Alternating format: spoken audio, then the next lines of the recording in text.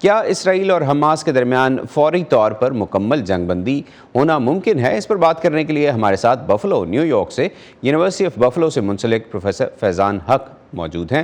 فیضان صاحب، بہت شکریہ، آپ ہمیں جوائن کر رہے ہیں۔ بتائیے کہ عرب اور مغربی ممالک مکمل جنگ بندی پر زور تو دے رہے ہیں، آپ کے خیال میں کیا ایسے اقدامات ہیں جن کے ہونے سے دونوں فریق کسی ایسے معاہدے پر راضی ہو سکتے ہیں؟ دیکھیے، سننے والوں کو اور دیکھنے والوں کو سلام میری طرف سے۔ یہ جو جنگ ہے، اس کے لیے ان کو راضی ہونا پڑے گا، کیونکہ اسرائیل اور حماس دونوں کے پاس بہت تھوڑا ٹائم ہے، بہت تھوڑا وقت ہے۔ اگر وہ جنگ جاری بھی رکھیں گے تو کب تک جاری رکھیں گے؟ اس وقت ڈیبیٹ بہت ہو رہی ہے اسرائیل کی وار کیبنٹ میں، نیتن یاہو کے آفس میں اور موساد میں کہ کیا کرنا ہے کیا نہیں کرنا۔ جو حماس جیسی تنظیمیں ہیں ان کو مکمل شکست دینا جو ہے وہ ممکن نہیں۔ اس کا صرف ایک ہی حل ہے کہ فلسطین کا جو علاقہ ہے، جس پہ فلسطینیوں کا حق ہے، اس کا جو باغ دوڑ ہے ایسے لوگوں کے ہاتھ میں دی جائے جو اسرائیل سے بھی بات کر سکیں اور اپنی اسٹیٹ بھی چلا سکیں۔ رائٹ، یہ فرمائیے گا کہ امریکہ کا رول اس معاملے میں کتنا اہم ہوگا، خاص طور پر اسرائیل کو مکمل جنگ بندی پر راضی کرنے کے لیے؟ دیکھیے، اس وقت ہمارے پریزیڈنٹ جو بائیڈن جو ہیں، انہوں نے جو بیانات دیے ہیں، ان سے لگتا ہے کہ وہ بھی یہی چاہتے ہیں کہ دیر پا امن قائم ہو سکے۔ جیسے آپ کو معلوم ہے کہ اگلا جو سال ہے وہ الیکشن ایئر ہے، امریکہ کے پریزیڈنشل الیکشنز ہونے ہیں، اور پریزیڈنٹ جو بائیڈن جو ہیں کسی طرح بھی نہیں چاہتے کہ یہ جو کانفلکٹ ہے یا کسی بھی صورت میں اگلے سال تک جاری رہے، یا اس کے جو آفٹر ایفیکٹس ہیں وہ بہت دیر تک افیکٹ کریں ان کی جو پریزیڈنشل کیمپین کو۔ یہ ایک ریالٹی ہے، ایک حقیقت ہے، سیاسی حقیقت جس کو آپ کہہ سکتے ہیں۔ اور دوسری طرف نیتن یاہو جو ہیں، جو پرائم منسٹر ہیں اسرائیل کے، جیسے آپ کو معلوم ہے کہ ان کی گورنمنٹ جو ہے وہ بھی بہت تھن میجورٹی پر ہے۔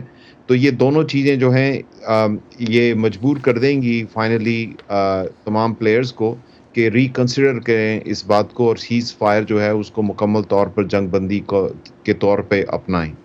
اگر سیز فائر ہو جاتا ہے، یعنی یہ اتفاق ہو جاتا ہے کہ سیز فائر کیا جا سکتا ہے، تو کیا وہ شرائط ہو سکتی ہیں اور ان پر عمل درآمد کی سپرویژن کون کرے گا جن کے ذریعے سیز فائر کو برقرار رکھا جائے؟ دیکھیے، اس میں امریکہ کے جو ہے وہ ایک کلیدی کردار ادا کرے گا، اس کے بغیر گزارا نہیں ہے۔ لیکن جو دوسرے ممالک، بڑے ممالک یا بڑی طاقتیں جو ہیں، اس میں چین اور روس بھی آ جائیں گے کسی حد تک۔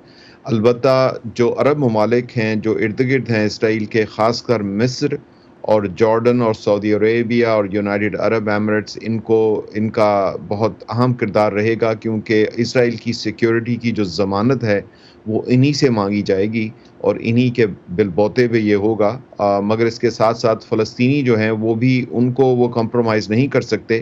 جیسے آپ کو معلوم ہے تمام مسلم ممالک اور خاص کر عرب ممالک میں بہت زیادہ پبلک پریشر ہے تمام حکومتوں پر کہ اس کا کوئی پرماننٹ یا مستقل حل کو جو ہے وہ دیکھا جائے یا نکالا جائے۔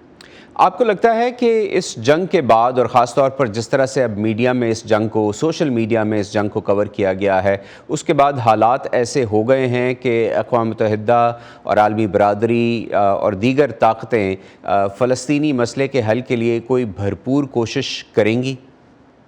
جی، میرا خیال ہے کہ اس دفعہ جو خبروں کی کوریج ہے وہ انفارمل بھی رہی اور فارمل بھی۔ آپ تو خود جرنلسٹ ہیں، آپ کو معلوم ہے کہ سوشل میڈیا نے بہت لیول فیلڈ کر دیا ہے۔ تو اس سلسلے میں جو پہلے بلاکیڈ ہوتا تھا، خاص کر ویسٹ میں، کہ ایک ہی طرح کی خبریں آتی تھیں، اب وہ ممکن نہیں رہا، اور انتہائی کوشش کے باوجود ایک ایون ہینڈڈنس رہی ہے اس تمام پورے نیوز کوریج میں، جس کی وجہ سے بہت زیادہ پریشر بڑھا ہے پوری دنیا پر، اور خاص کر یورپین اور امریکہ پر، یورپین ممالک پر اور امریکہ پر، کہ جنگ بندی یا سیز فائر کی طرف جائیں۔ اور یہ ایک اچھی بات ہے۔ اس کا مطلب ہے کہ جو عوام ہیں وہ چیزیں جو ہیں وہ اپنے ہاتھ میں لے رہے ہیں پہلے سے زیادہ، اور یہ سوشل میڈیا کے بغیر ہو نہیں سکتا تھا۔ فیضان صاحب، آخری سوال ہے۔ امریکہ نے ایک مرتبہ پھر اسرائیل کو متنبہ کیا ہے کہ ट्रूस ख़त्म होने के बाद यानी आर्जी जंग बंदी ख़त्म होने के बाद अगर वो दोबारा एक्शंस शुरू करता है तो उसमें वो इंतहाई एहतियात बरते और आम शहरियों की हिफाजत का ख़ास ख्याल रखे। आपके ख़्याल में क्या वजूहात हैं कि अमेरिका अभी मुकम्मल जंग बंदी की बात नहीं कर रहा? मेरा ख्याल है कि अमेरिका इसलिए नहीं कर रहा क्योंकि हमास या जो दूसरे ग्रुप हैं जैसे फ़लस्तीनियन इस्लामिक जिहाद है, वो उनको ये पैगाम भी देना चाह रहे हैं कि हम ये जंग दोबारा भी शुरू करवा सकते हैं। तो इसलिए अगर आप सीरियस हैं, संजीदा हैं इस बारे में, तो एहतियात बरतें। ये दोनों तरफ की पार्टीज़ के लिए बहुत इम्पॉर्टेंट है क्योंकि अमेरिका को एक इंतहाई आप समझ लेंगे पुलसरात से गुज़रना है कि एक बैलेंस रखना है अपनी पॉलिसीज़ में, और ये बैलेंस रखना जो है बहुत मुश्किल काम है क्योंकि अमेरिका पे जो प्रेशर है, जो पहले यूक्रेन और रशियन वार से रशिया के ऊपर था, वो सारा प्रेशर जो है वो अब अमेरिका पर शिफ्ट हो चुका है। तो अमेरिका को इसमें से बहरहाल किसी सूरत निकलना है कामयाबी से, जो कि बहुत मुकम्मल कामयाबी नहीं होगी, मगर इस तरह अमेरिका जो है वो दोनों तरफ के लोगों को कुछ हद तक सैटिस्फाई कर सकेगा। बहुत शुक्रिया फैज़ान साहब, आपने हमें ज्वाइन किया और हमारे साथ आज इस अहम मौजू पर बात की।